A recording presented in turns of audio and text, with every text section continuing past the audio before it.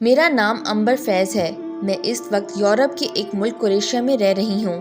میرے والد صاحب ایک گاؤں میں امام مسجد تھے۔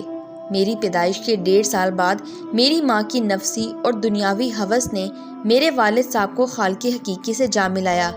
میری ماں نے خلیل نامی آشنا کے ساتھ مل کر میرے والد صاحب کے سر میں اینٹیں مار مار کر انہیں مار دیا اور ان کی موت کی تصدیق کرنے کے لیے میری ماں نے اپنی آشنا کی مدد سے تیز دھار چھری سے میرے والد صاحب کی گردن کاٹ کر دھڑ سے الگ کر دی اور خود مجھے لے کر اپنے آشنا کے ساتھ فرار ہو گئی۔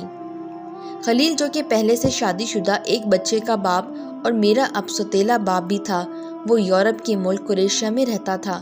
انتہائی عیاش پرست اور رئیس تھا۔ میری ماں نے اس کی دولت اور اپنے نفس کی ہوس سے متاثر ہو کر اسے اپنا جسم سونپ دیا تھا۔ قائرین اکرام، یقین کریں، میری ماں نے مجھے اپنے منہ سے بتایا کہ ان کے پہلے شوہر یعنی میرے سگے والد صاحب، جو کہ امام مسجد تھے، انہوں نے شادی کی پہلی رات ہی مجھے سب سے پہلے عورت کے حقوق کی آیات با ترجمہ و تفسیر پڑھائی، بتائی بھی اور سکھائی بھی۔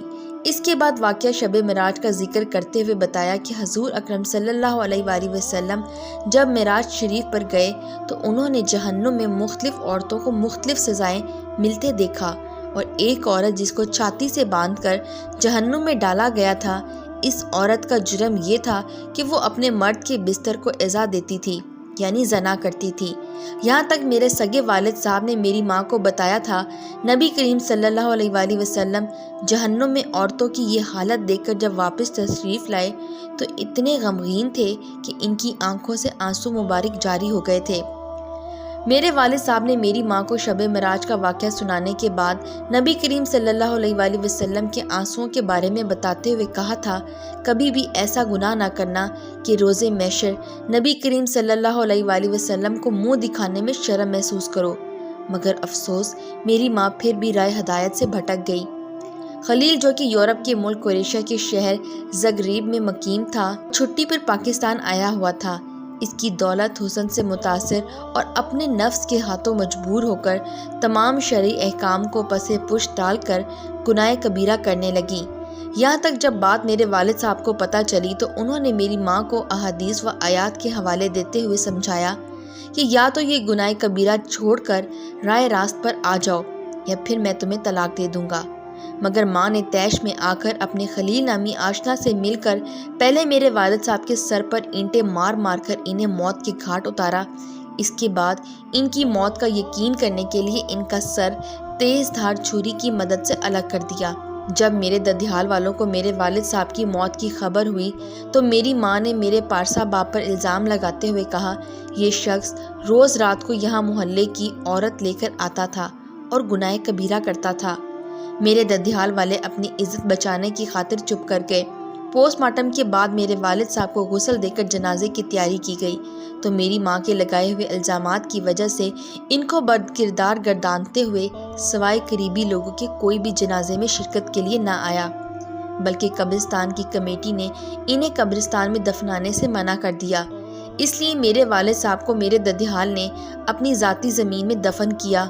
وارثوں اور نمازیوں کے تعاون نہ کرنے کی وجہ سے پولیس نے کیس پس پش ڈال دیا۔ جب معاملہ ٹھنڈا ہو گیا تو میری ماں مجھے لے کر اپنے آشنا کے ساتھ فرار ہو گئی۔ بعد ازاں جعلی نکاح نامے کے ذریعے خلیل کے ساتھ کروشیا چلی گئی۔ خلیل نے میری ماں کی آمد کی کانوں کان بھی اپنی دوسری بیوی کو خبر نہ ہونے دی۔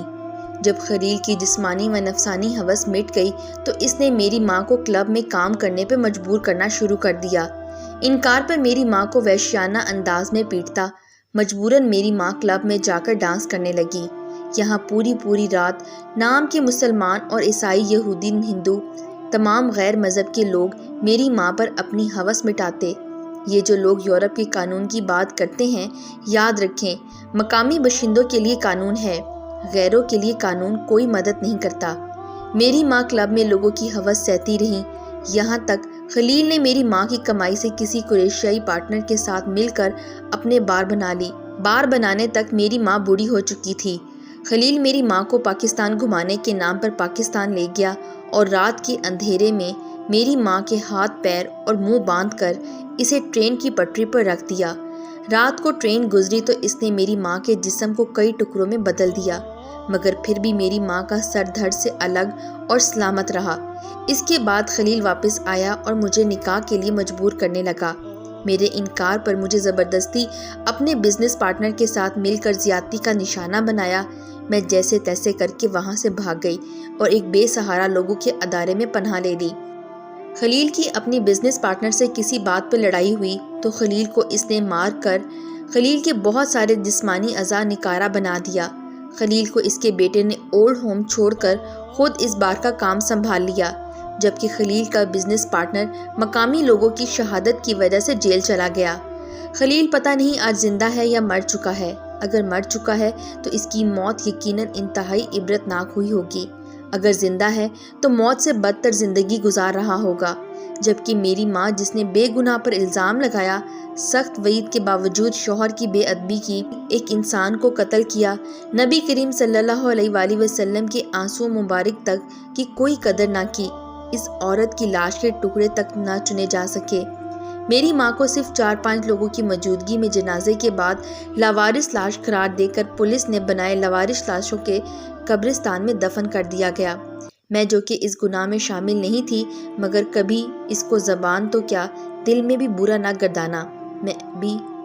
میں بھی آج غیر مسلم لوگوں کی غلاظت صاف کر کے گزارا کر رہی ہوں، جبکہ مجھے وثوق ہے کہ خلیل کے بیٹے کی موت بھی انتہائی عبرتناک ہوگی۔